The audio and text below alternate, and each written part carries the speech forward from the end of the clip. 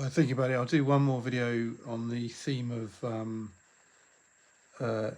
just the Catholic Church versus other churches and the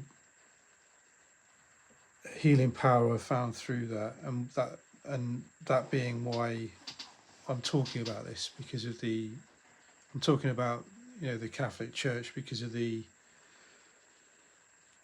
just because of the personal value I found from visiting them in healing. So there's no other agenda there. And like I said in my previous video, I think that a lot of churches do have an agenda, which is their own kind of survival. Whereas the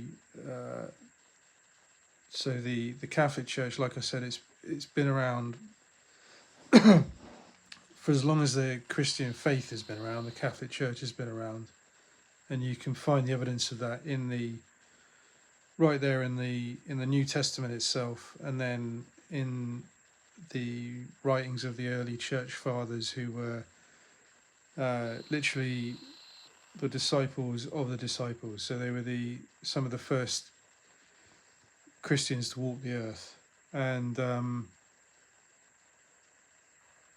so the way I see the Catholic Church now, after I've been over 20 years of attending all kinds of churches, and ultimately becoming disillusioned with church.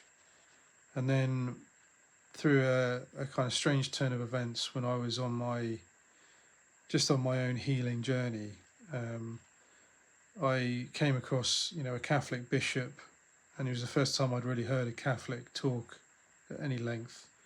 And then I started attending a Catholic church after 10 years of not wanting to go anywhere near a church because I was so fed up with them. And then I just discovered something I never expected or could have imagined, which was basically the fullness of the Christian faith. So I'd been looking for that on and off for over 20 years.